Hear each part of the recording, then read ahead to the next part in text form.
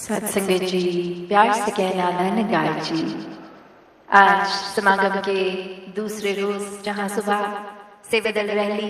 और अब समागम का ये रूप और सुबह भी सेवादल की वर्दी पहने ये सजे हुए सेवादार और वो संदेश भी उस समय भी चाहे एक्ट्स रूप में या वो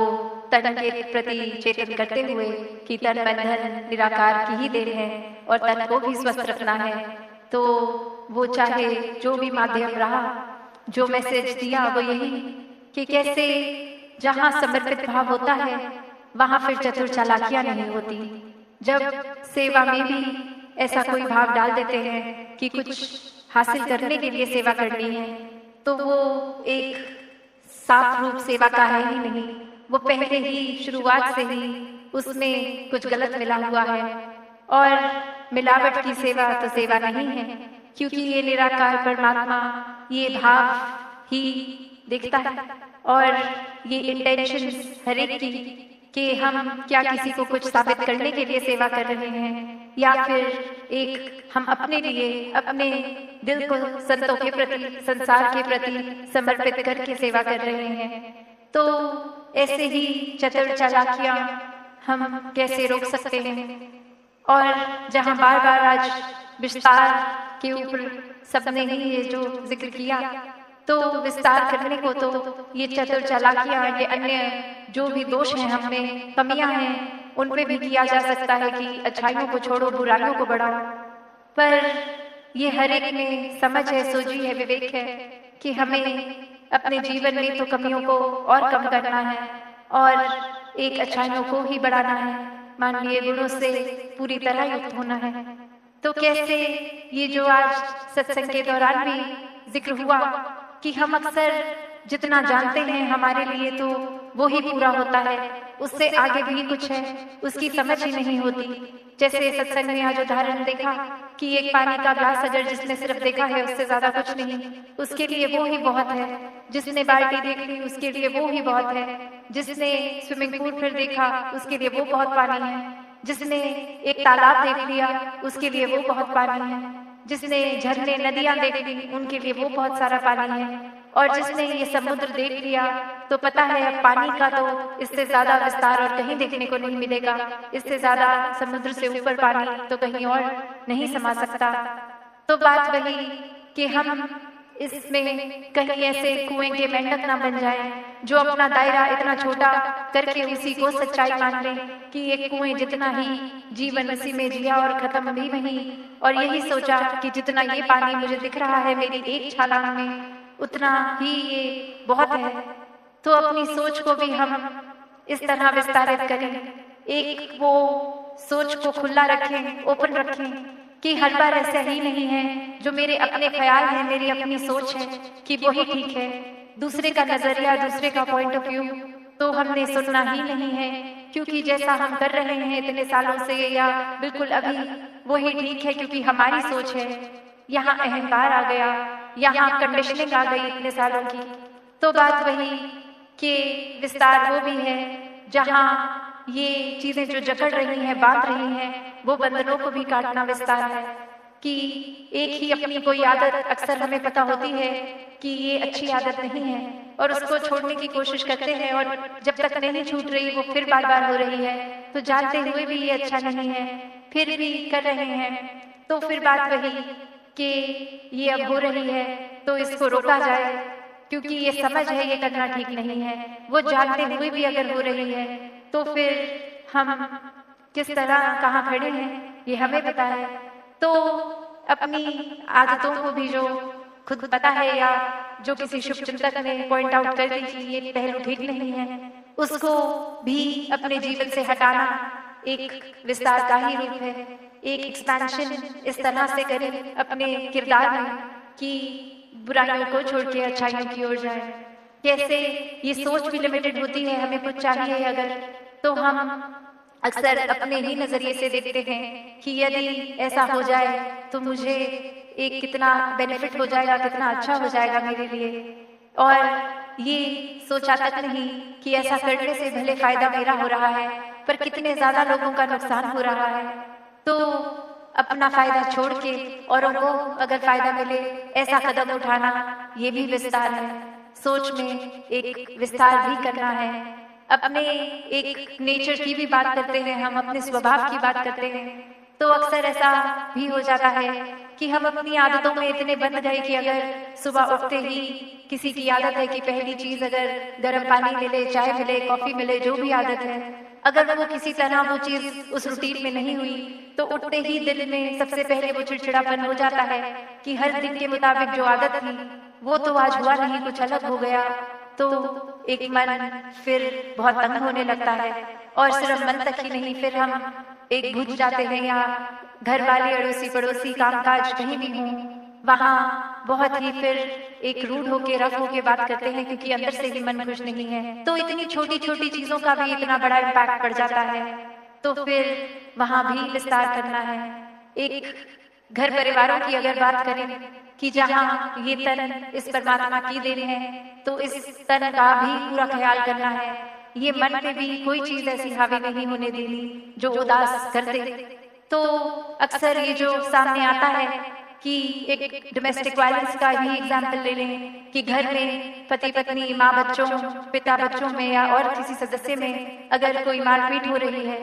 तो अक्सर कोई एक सदस्य सोच ले अगर कि ये एक दो बार हो गया है और मुझे आदत डालनी होगी, तो वो भी गलत है, वो भी चेतनता नहीं है, क्योंकि एक शरीर का भी, मन का भी ध्यान रखना है। और ये ऐसा इस चीज को ये सोचकर कि हम अपनी सहन शक्ति बढ़ा रहे हैं, सहनशीलता बढ़ा रहे हैं, थोड़ा दर्द सह लेंगे ये शरीर की तो फिर महान हो जाएंगे, तो ये भी कोई समझदारी नहीं है। जहाँ एक किसी को कष्ट देना, चाहे अपने वचनों द्वारा या कर्मों द्वारा, दोनों ही गलत है। तो कैसे हर किसी ने हर एक का आदर सत्कार करना है, और अक्सर ये वाला बंधन बहुत मुश्किल हो जाता है काटना, जब एक किसी पीड़ा की आदत डालने, तो पीड़ा में ही कहीं ना कहीं आराम मिलने लग जाता है, क्योंकि हम हर एक के आगे शायद अपना दुख दर्द इस तरह बोल लेते हैं कि हम खुद को ऐसे विक्टिम बना के रखते हैं और बोलते हैं कि हमारे साथ ये हो रहा है, ये हो रहा है, तो आगे से भी हमें हमदर्दी मिलती है, और वो शायद दिल को, दिमाग को अच्छा लगता है। पर वही दिल और दिमाग हमारा अगर हम मजबूत कर लें, इस परमात्मा को शामिल करें, तो वो हिम्मत भी आएगी कि कैसे हमें किस तरह से एक जीवन जो जिस तरह जीना है वैसे ही जीना है, ना किसी को किसी तरह का कष्ट देना है, ना किसी तरह का कष्ट सहना है। और इस तरह ये बुरी आदतों, एक कंडीशनिंग से भी खुद को तोड़ना, ये भी विस्तार है। तो कैसे जीवन में एक बात वही आ जाती है कि लोग इतना ज्यादा अपनी बातों पे मजबूत अक्सर हो जाते हैं कि थोड़े से भी अपने पॉइंट ऑफ व्यू को चेंज करने में इतराते हैं, एक दृष्टिकोण नहीं बदले जा सकते। एक कहानी का उदाहरण ऐसी अब लेगी कि एक बार एक इंसान को सपना आता है कि वो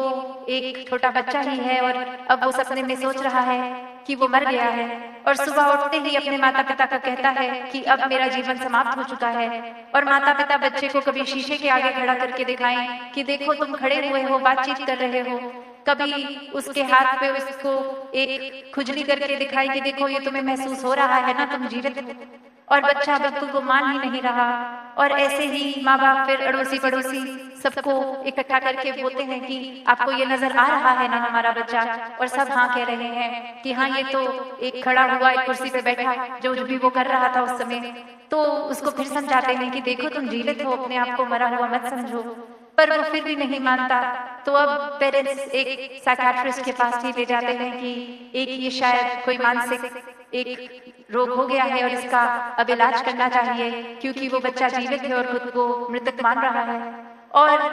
वो इंसान फिर एक आगे और अपनी बात समझाता है डॉक्टर, फिर भी वो बच्चा अपनी जिद पे, अपनी सोच पे इतना पक्का कि मानने को ही तैयार नहीं। और अब जब अपने सेशन के बाद घर आता है तो एक मोहल्ले में ही हाल ही में किसी ने अपना ये शारीरिक यात्रा जीवन की तय करके एक मृत्यु की प्राप्ति की होती है, और अब वो शरीर रूप में इंसान लेटा है। तो माता पिता वो बच्चे को समझाते हैं कि देखो मरा हुआ इंसान तो ऐसा होता है, एक उसका हाथ लेके, उसके एक बच्चे का हाथ लेके लेटे हुई वो शरीर के नाक के आगे रखा, देखो सांस नहीं महसूस हो रहा ना, वो हाथ पे आपके सेंसेशन नहीं आ रही ना, और देखो अपने नाक के आगे रखो, फिर वो बच्चा फिर भी नहीं मान रहा। फिर वो बच्चे का हाथ लेके उस शरीर की दिल जहाँ होता है वहां रख के बोलते हैं कि अब आपको हार्ट बीट भी नहीं सुनाई दे रही, यहाँ अपनी रख के देखो, आपकी तो है, तो आप जिंदा हो। वो बच्चा कुछ भी कर लो, वो यही माना बैठा है कि नहीं, मेरे को जो सपना आया था उसमें मेरा शरीर खत्म हो गया था, तो मैं अब जिंदा नहीं हूँ। और बात फिर अंत में माँ को एक चीज और सूझती है, वो उस शरीर के अंदर एक कुछ पिंड डाल देती है और वहाँ कुछ खून नहीं निकलता, और अब बच्चे को कहती है कि ये पिन अगर मैं आपको लगाऊंगी तो आपसे खून निकलेगा, तो देखो आप जिंदा हो। और बच्चा फिर वही बात पे अटक के कह रहा है कि माँ आप समझो, आपको लग रहा है कि मरे हुए इंसान ना सांस लेते हैं, ना उनकी दिल की धड़कन होती है, ना उनके शरीर से अब खून बाहर आ सकता है, तो मैं तो आपको एक नई चीज अब सिखा रहा हूँ कि देखो मरे हुए लोग सांस भी लेते हैं, ये दिल भी धड़कन चलती रहती है, शरीर से खून भी आ सकता है। तो बात वही कि कैसे वो बच्चे ने अब इतनी जिद से अपना एक पॉइंट ऑफ व्यू पकड़ लिया कि कुछ भी कर लो, कितने भी लॉजिक दे लो, वो अब अपनी बात से ही नहीं हिल रहा। तो ऐसे तो फिर ये विस्तार कहाँ होना है। बात वही कि अपने आप को इतने फ्लेक्सिबल रखें कि जहाँ अपनी बात अगर पता है ठीक है तो उसको जरूर रखें, पर साथ ही दूसरों की बातों को भी इस तरह खुले दिमाग खुले दिल से सोचें कि उनकी बात में भी अगर कुछ ठीक लगे तो उसको भी अपनाया जाए। वरना अक्सर अगर किसी की बात ठीक भी लगती है तो भी होता है नहीं, जो हमारा पहलू था वही हम पकड़ के रखेंगे, चाहे उसमें दूसरे की बात में कुछ सेंस भी लग रहा है तो भी उसकी बात को नहीं एक अपनाना, अपनी ही बात को पकड़ के रखना है।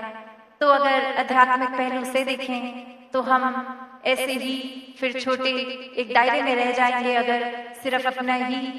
एक सोचते रहें या फिर एक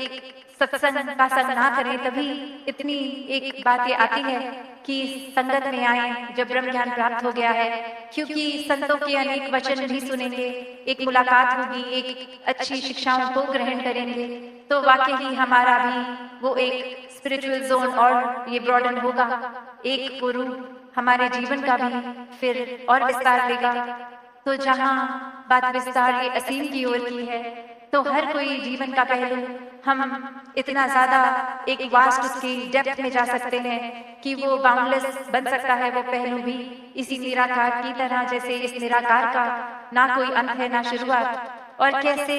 ये ही फिर हर तरफ हर रंग में भी है और बेरंगा भी। ऐसे ही हम संसार में रह के संसार का हर एक रंग ले भी अगर तो भी इस रंग से न्यारे रहें। ऐसा ही जीवन हर भक्त का रहा है कि कैसे अपने जीवन में हमें एक उस तरह इल्यूजन की जो बात अभी हमने सुनी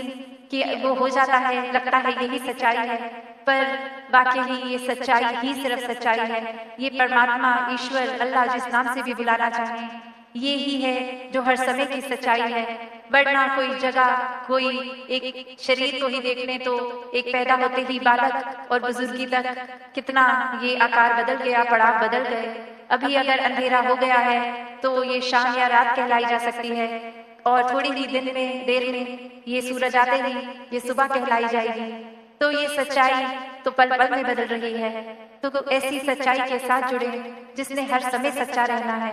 और जितना ज्यादा इस निराकार इस सच्चाई के साथ जुड़ेंगे उतना ही हर पहलू में पॉजिटिव होके एक विस्तार हर पहलू का बढ़ेगा। तो दासी की नजर अब घड़ी पे और समय ना लेके इन्हीं शब्दों से आपसे आज्ञा लेगी। सत्संगत जी, धन्यवाद जी।